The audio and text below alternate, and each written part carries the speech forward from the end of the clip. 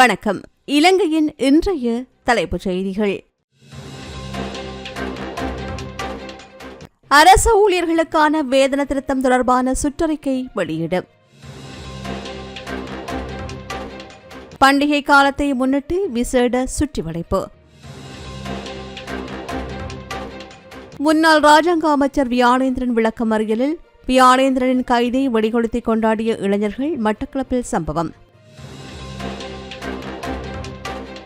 மோசமான செயற்பாடுகள் மூலம் ஒருங்கிணைப்பு குழு கூட்டத்தை குழப்பிய அர்ஜுனா ஊடக சந்திப்பில் அமைச்சர் சந்திரசேகர் காட்டம். படிக்கிற காலத்துல பெண்கள்கிட்ட அடிவேன்னா தான் நீங்கள் இளங்குமரன் நீங்க பில் எழுதி மாதிரி காண்டி மைக் அடி பாடுங்க அவங்க ரெண்டு பேரும்.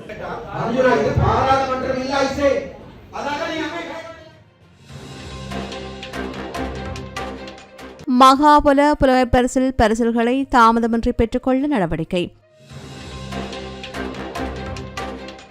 சிக்கன்குனியா நோய் குறித்து பொதுமக்கள் எச்சரிக்கையுடன் இருக்குமாறு வலியுறுத்தல். இலங்கையின் நல்லிணக்கத்திற்கு ஆபத்து ஏற்படுவதாக கூறும் நாமல் ராஜபக்ஷ.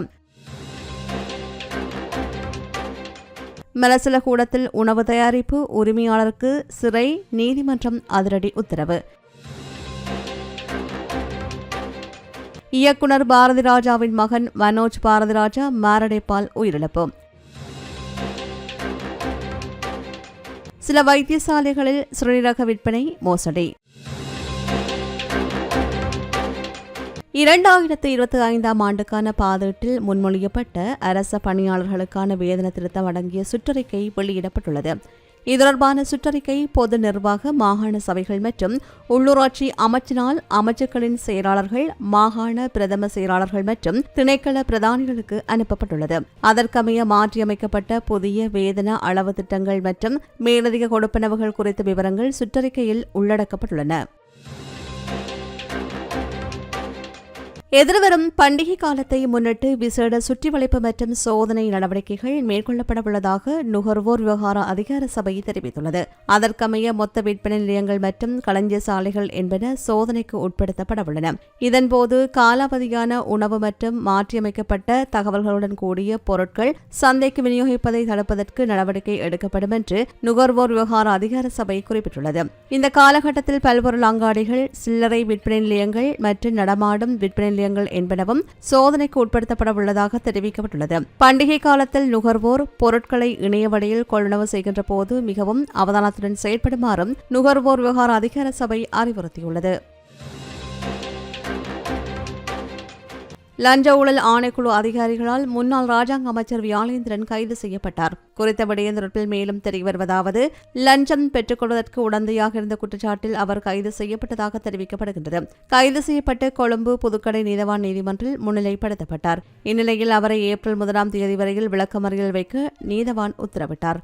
இதேவேளை முன்னாள் ராஜாங்க அமைச்சர் வியாழேந்திரனை லஞ்ச ஊழல் தடுப்பு ஆணைக்குழு கைது செய்துள்ளதாக ஊடகங்களில் செய்திகள் வெளியானதை அடுத்து ஒன்றிணைந்த சில இளைஞர்கள் மட்டக்களப்பு நகர் மணிக்கூட்டு கோபுர சுற்றுவட்டத்தில் நேற்றிரவு வெடிகொளுத்தி கொண்டாடினர். முன்னாள் ராஜாங்க அமைச்சரின் கைது விவகாரம் மாவட்டத்தில் மக்கள் மத்தியில் பேசுபொருளாக மாறிய நிலையில் சம்பவ தினமான நேற்றைய தினம் இரவு மட்டக்களப்பு நகர் மணிக்கூட்டு கோபுர வீதி சுற்றுவட்டத்தில் ஒன்றிணைந்த இளைஞர்கள் வெடிகளை கொளுத்தி சந்தோஷத்தை வெளிப்படுத்தியதை அடுத்து அந்த பகுதி வெடி சத்தத்தினால் அதிர்ந்ததை அடுத்து மக்கள் மத்தியில் பெரும் பரபரப்பு ஏற்பட்டது. மோசமான செயற்பாடுகள் மூலம் யாழ் மாவட்ட ஒருங்கிணைப்பு குழு கூட்டத்தை நாடாளுமன்ற உறுப்பினர் அர்ஜுனா குழப்பியுள்ளார். இனிவரும் காலங்களில் தலைவருக்குரிய அதிகாரத்தை முழுமையாக பயன்படுத்துவேன் என்று அமைச்சரும் யாழ் மாவட்ட ஒருங்கிணைப்பு குழு கூட்ட தலைவருமான ராமலிங்கம் சந்திரசேகர் தெரிவித்தார். யாழ் மாவட்ட ஒருங்கிணைப்பு குழு கூட்டம் முடிந்தபின் ஊடகவியலாளர்கள் எழுப்பிய கேள்விக்கு பதிலளிக்கையில் அவர் இவ்வாறு தெரிவித்தார். மிகவும் வேதனைக்குரிய விடயம் என்னவென்றால் வேறு எதுவுமல்ல, இந்த அபிவிருத்தி திட்டங்களை பற்றி ஆராய்ந்து பேச இருந்த இந்த கூட்டத்தில் சிவபூசையில் கரடி மூந்த மாதிரி ஆன சம்பவங்களும் இடம்பெற்றிருக்கின்றது. ஆனால் இன்றைக்கு மிகவும் துரதிர்ஷ்டமான சம்பவங்கள் இடம்பெற்றது. ஒரு பாராளுமன்ற உறுப்பினர் இந்த தொல்லைகள் தாங்க முடியாது எழுந்து போயிருக்கின்றார்கள். அது மாத்திரமல்ல, மற்றவர்கள் கூட பாரிய மன உளைச்சலுக்கு உள்ளான ஒரு நிலைமையும் காணப்படுகின்றது.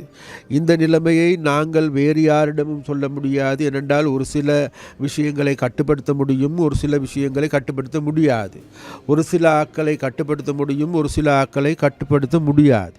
அப்போ அந்த வகையில் எந்த விதத்திலும் யாருடைய பேச்சுக்கும் செவிமடுக்காத, கட்டுப்படுத்த முடியாத நபர்களுடைய செயற்பாடுகளின் காரணமாக இந்த கூட்டம் பல்வேறு குளறுபடிகளுக்கு மத்தியில் கூட இருந்த போதிலும் கூட எங்களுடைய அபிவிருத்தி திட்டங்கள் எல்லாமே நாங்கள் முன்னெடுத்திருக்கின்றோம். அதனால் மக்களுடைய அபிவிருத்தி திட்டங்களை பற்றி பேசுகின்ற போது அந்த மக்களுடைய அபிவிருத்தி திட்டங்களை முன்னெடுக்கின்ற அதிகாரிகள் தொடர்பாக மிக ஆவணமாக பேசுகின்ற, ஆணவமாக பேசுகின்ற, அவர்களுடைய இடையிலே குறுக்கீடு செய்கின்ற, அவர்களுக்கு தாங்களுடைய சுதந்திரமான முறையில் கருத்துக்களை வெளியிட முடியாத ஒரு சூழலை ஏற்படுத்திய நபர்கள் விசேடமாக இன்றைக்கு பாராளுமன்ற உறுப்பினர் அர்ஜுனா அவர்கள் மிக மோசமாக நடந்து கொண்டார் என்பது இந்த இடத்தில் நான் சுட்டிக்காட்ட வேண்டும். அது மாத்திரமல்ல, அவர்களுக்கு ஏற்பட்ட முறுகல் பிரச்சனைகள் காரணமாக அவர்களுடைய எங்கள் கட்சியை இழுத்து, எங்களுடைய ஜனாதிபதியை இழுத்து, இல்லாத பொல்லாததுகள் எல்லாவற்றையும் சொல்லி இதை பாரிய ஒரு முறைக்காடான முறையில் நடந்து கொண்டார் என்பது இந்த குற்றச்சாட்டை நாங்கள் முன்வைக்க வேண்டிய தேவை இருக்கின்றது. எந்த ஒரு நடவடிக்கையில் நாங்கள் பின்வைக்கப் போவதில்லை. முன்னதாக யாழ் மாவட்ட ஒருங்கிணைப்பு குழு கூட்டத்தில் அநாகரிகமான வார்த்தை பிரயோகங்களால் பாராளுமன்ற உறுப்பினர்கள் மோதிக்கொண்டதால் பெரும் அமளி துமளியால் குழப்பம் ஏற்பட்டு கூட்டம் இடைநிறுத்தப்பட்டது. யாழ் மாவட்ட ஒருங்கிணைப்பு குழு கூட்டம் ஒருங்கிணைப்பு குழு தலைவர் அமைச்சர் சந்திரசேகர் தலைமையில் மாவட்ட செயலக கேட்போர் கூடத்தில் நேற்று ஆரம்பிக்கப்பட்டது. இந்த கூட்டத்தின் ஆரம்பம் முதலே தேசிய மக்கள் சக்தியின் பாராளுமன்ற உறுப்பினர்களான இளங்குமரன் மற்றும் ராஜீவன் ஆகியோருக்கும் சுயேட்சை குழு எம்பி அர்ஜுனாக்கும் இடையில் தொடர்ந்து வாக்குவாதங்கள் இடம்பெற்றது. ஒரு கட்டத்தில் இந்த வாக்குவாதங்கள் முற்றி இளங்குமரனுக்கும் அர்ஜுனா எம்பிக்கும் இடையில் வாய் தர்க்கம் ஏற்பட்டு இருவரும் அநாகரிகமான வார்த்தை பிரயோகங்களால் முரண்பட்டுக் கொண்டனர். அந்த நேரத்தில் பரஸ்பர குற்றச்சாட்டுகள் கூட்டத்தில் சிரிப்பொலியை ஏற்படுத்தியது. இவ்வாறாக இந்த இரு எம்பிக்களிடம் முரண்பட்ட நிலையில் கூட்டத்தின் தலைவரான அமைச்சர் சந்திரசேகர் இருவரையும் அமைதியாக இருக்குமாறு பல தடவைகள் கோரிய போதிலும் இருவரும் தொடர்ந்தும் அநாகரிகமான முறையில் வசைபாடிக்கொண்டே இருந்தனர். இதனால் ஆத்திரமடைந்த அமைச்சர் சந்திரசேகர் ஒருமையில் விழித்த போதும் இந்த எம்பிக்கள் மாறி மாறி வார்த்தைகளால் முரண்பட்டுக் கொண்டிருந்தனர். இதனையடுத்து இருவரது ஒலிவாங்கிகளை நிறுத்துமாறு அமைச்சர் கூறியதன் அடிப்படையில் சில நிமிடங்கள் ஒலிவாங்கிகள் நிறுத்தி வைக்கப்பட்ட போதிலும் அவர்கள் தமது சண்டையை நிறுத்தவில்லை. இவ்வாறாக அவர்கள் தொடர்ந்தும் அநாகரிகமான முறையில் வார்த்தை பிரயோகங்களை அள்ளி வீசி முரண்பட்டு வந்தனர். இதற்கிடையே சிறிது நேரம் அமைதியின் பின்னர் கூட்டம் மீள ஆரம்பித்திருந்தாலும் தொடர்ந்தும் இருவரும் முரண்பட தொடங்கினர். இதனையடுத்து பல்வேறு விடயங்கள் தொடர்பில் ஆராய்ந்து தீர்மானம் எடுக்கப்பட வேண்டி இருந்தும் அந்த விடயங்கள் கூட்டத்தில் கலந்தாலோசித்த தீர்மானங்கள் எடுக்கப்படாமல் கூட்டம் இடைநிறுத்தப்பட்டது.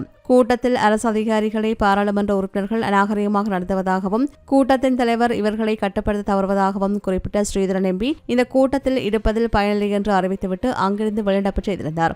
கூட்டத்திற்கு பாராளுமன்ற உறுப்பினர்கள், அரசு அதிகாரிகள், போலீசார், ராணுவத்தினர் என்று பலரும் வழமை போல் வந்திருந்த போதும் குறித்த இரு எம்பிக்களின் அநாகரிகமான செயற்பாட்டை பார்த்து முகம் சுளித்திருந்தமை குறிப்பிடத்தக்கது.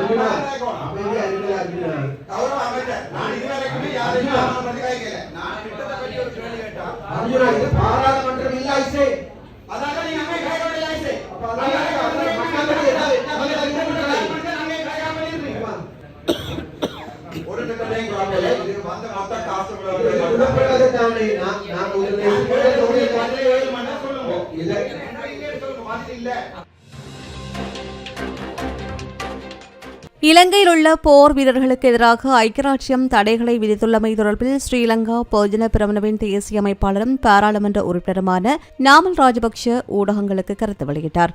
ஐக்கியராட்சியத்தின் இந்த தடைகள் மனித உரிமைகள் பற்றியவை அல்ல, மாறாக தமிழீழ விடுதலை புலிகளின் ஆதரவாளர்களின் தொடர்ச்சியான செல்வாக்கின் விளைவாகும் என்றும் அவர் குறிப்பிட்டார். மேலும் இது நீதியல்ல, சில மேற்கத்திய அரசியல்வாதிகள் பணத்தின் மூலம் செல்வாக்கு செலுத்தி சலுகைகளை அனுபவித்து நமது தேசத்தின் நல்லிணக்கத்தை அவதானத்திற்கு உட்படுத்துவதாக அவர் குறிப்பிட்டார். இன்று நாம் அனுபவிக்கும் சுதந்திரம் கடினமான முடிவுகளால் பெறப்பட்டது என்பதை வடக்கு மற்றும் தெற்கு மக்கள் புரிந்து கொள்ள வேண்டும் என்று பாராளுமன்ற உறுப்பினர் நாமல் ராஜபக்ஷ குறிப்பிட்டார். இந்த தடைகள் ஊடாக நமது ராணுவத்தின் மன உறுதி வீழ்ச்சியடையக்கூடும் என்றும் இதுபோன்ற மற்றொரு நெருக்கடி ஏற்பட்டால் ராணுவத்திற்கு போராடுவதற்கு தைரியம் இல்லாமல் போகலாம் என்றும் அவர் குறிப்பிட்டுள்ளார். அத்துடன் இந்த தடைகளுக்கு பின்னால் உள்ளவர்கள் தமிழ் சமூகத்தின் பாதுகாப்பை பற்றி கவலைப்படவில்லை என்றும் அவர் சுட்டிக்காட்டினார். சமூகங்களுக்கு இடையிலான நல்லிணக்கத்திற்கு ஒருபோதும் எவரையும் தடையாக இருக்க அனுமதிக்க மாட்டோம் என்றும் அதில் குறிப்பிட்டுள்ளார். இதற்கிடையில் வெளிநாட்டு சக்திகள் இலங்கைக்கு சமாதானத்தை ஏற்படுத்தி கொடுத்தவர்களை தாக்கும் போது அரசாங்கம் அவர்களை பாதுகாக்கின்றதா அல்லது மௌனமாக இருக்கின்றதா என்றும் அவர் கேள்வி எழுப்பினார்.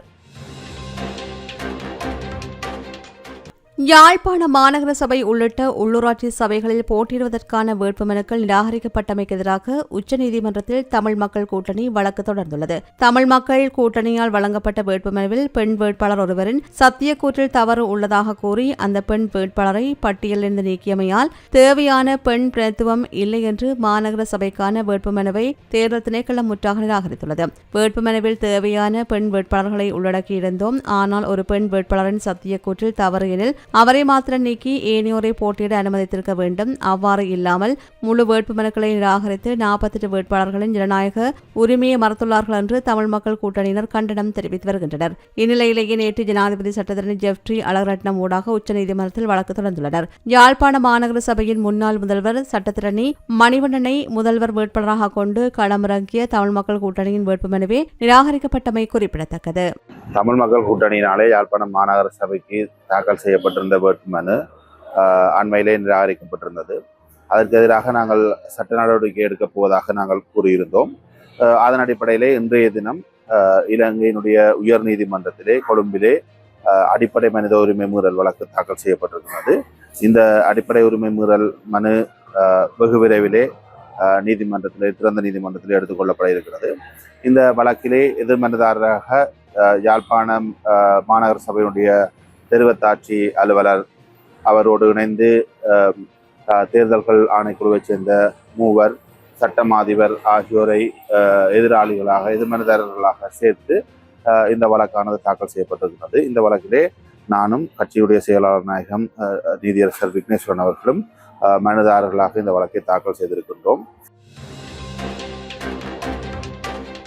பல்கலைக்கழக மாணவர்கள் மகாபல புலமைப் பரிசில்களை தாமதமின்றி பெற்றுக்கொள்வதை உறுதி செய்வதற்கு கல்வி உயர்கல்வி மற்றும் தொழிற்கல்வி அமைச்சு பல நடவடிக்கைகளை முன்னெடுக்க உள்ளது. அதற்கமைய இந்த ஆண்டு தாமதமான மகாபல உதவித்தொகையை பல்கலைக்கழக மாணவர்களுக்கு முதலில் வழங்க நடவடிக்கை எடுக்கப்படும் என்று கல்வி அமைச்சு விடுத்துள்ள அறிக்கையில் தெரிவிக்கப்பட்டுள்ளது. அதே நேரம் மகாபல புலமைப் பரிசில் பெறுநர்களின் கணனி தரவு முறையை நவீனமயமாக்குவது குறித்தும் கவனம் செலுத்தப்பட உள்ளது. இது தொடர்பான கலந்துரையாடல் நேற்றைய தினம் விடயத்திற்கு தொடர்புடைய பிரதியமைச்சர் மதுர செலவிரட்ன தலைமையில் இடம்பெற்றதாக கல்வி உயர்கல்வி மற்றும் தொழிற்கல்வி அமைச்சு தெரிவித்துள்ளது. நாட்டில் தற்போது பரவி வருகின்ற சிக்கன்குனியா நோய் குறித்து பொதுமக்கள் மிகுந்த எச்சரிக்கையுடன் இருக்குமாறு பொது சுகாதார பரிசோதகர்கள் சங்கம் வலியுறுத்தியுள்ளது. இதன்படி பிரதேச மட்டத்திலும் சிக்கன்குனியா நோயினால் பாதிக்கப்பட்டவர்களின் எண்ணிக்கை அதிகரித்துள்ளதாக அந்த சங்கத்தின் தலைவர் உபுல் ரோகன தெரிவித்துள்ளார். பதிவு செய்யப்படுகின்ற நோயாளர்களை விட அதிகளவானவர்கள் சமூக மட்டத்தில் காணப்படலாம். நுளம்புகள் மூலமாகவே சிக்கன்குனியா நோய் பரவுகின்றது. சிக்கன்குனியா நோயை போன்று டெங்கு நோய் தொடர்பிலும் எதிர்காலத்தில் அவதானம் செலுத்த வேண்டியுள்ளது. ஆகவே நுளம்புகளை கட்டுப்படுத்துவது தொடர்பில் பொதுமக்கள் அவதானத்துடன் செயல்பட வேண்டும். அதேபோன்று நோய் அறிகுறிகள் காணப்படுமாயின் உடனடியாக பதிவு செய்யப்பட்ட வைத்தியரை நாடி தேவையான ஆலோசனைகளை பெற்றுக் கொள்ளுமாறு பொது சுகாதார பரிசோதகர்கள் சங்கத்தின் தலைவர் உபுல் ரோஹன தெரிவித்துள்ளார்.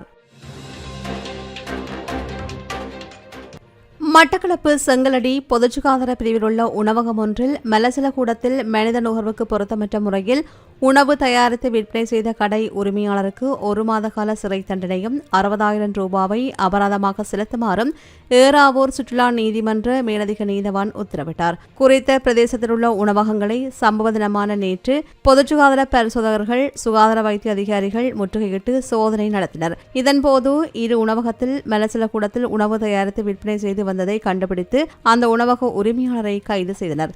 இதனையடுத்து குறித்த உணவக உரிமையாளர் ஏறாவூர் சுற்றுலா நீதிமன்றத்தில் முன்னிலைப்படுத்தப்பட்டதை அடுத்து அவரை 1 மாத காலம் சிறையில் அடைக்குமாறும் 60,000 ரூபாவை அபராதமாக செலுத்துமாறும் நீதவான் உத்தரவிட்டார்.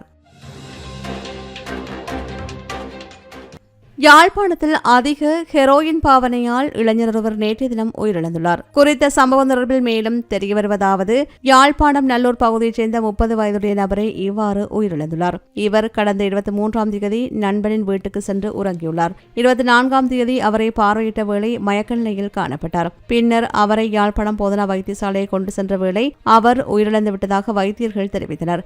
அவரது சடலம் மீதான மரண விசாரணைகளை திடீர் மரண விசாரணை அதிகாரி நமசிவாயம் பிரேம்குமார் மேற்கொண்டார். வவுனியா புதிய சாலமேகுளம் மஸ்ஜிதுல் அக்ஸா ஜும்மா பள்ளி வாசலில் இப்தார் நிகழ்வு சிறப்பாக இடம்பெற்றது. வவுனியா மாவட்ட ஜம்மியத்துல் உலமா சபை தலைவரின் பங்கேற்புடன் இந்த இப்தார் நிகழ்வு இடம்பெற்றது. நோன்பிருந்த அந்த கிராம மக்கள் நேற்று மஸ்ஜிதுல் அக்ஸா ஜும்மா பள்ளிக்கு வருகை தந்து இப்தார் நிகழ்வில் பங்கு பெற்றியதுடன் தொழுகையிலும் ஈடுபட்டனர்.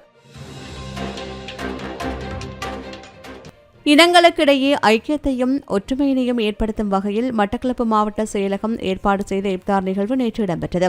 மட்டக்களப்பு பழைய மாவட்ட செயலக ஒன்றுகூடல் மண்டபத்தில் இந்த நிகழ்வு மட்டக்களப்பு அரசாங்க அதிபர் திருமதி யஷீனா முரளிதரன் தலைமையில் இடம்பெற்றது.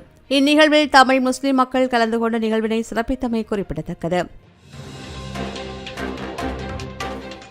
இயக்குனர் பாரதி ராஜாவின் மகன் மனோஜ் பாரதி ராஜா மாரடைப்பு காரணமாக நேற்று மாலை காலமானார். 48 வயதில் மாரடைப்பு காரணமாக உயிரிழந்ததாக தெரிவிக்கப்படுகின்றது. வைத்தியசாலையில் சிகிச்சை பெற்று பின்னர் ஓய்வெடுத்து வந்த நிலையில் திடீர் மாரடைப்பு ஏற்பட்டதாக தெரியவந்துள்ளது. இதனாலேயே அவர் உயிரிழந்துள்ளதாக தகவல்கள் கூறுகின்றன.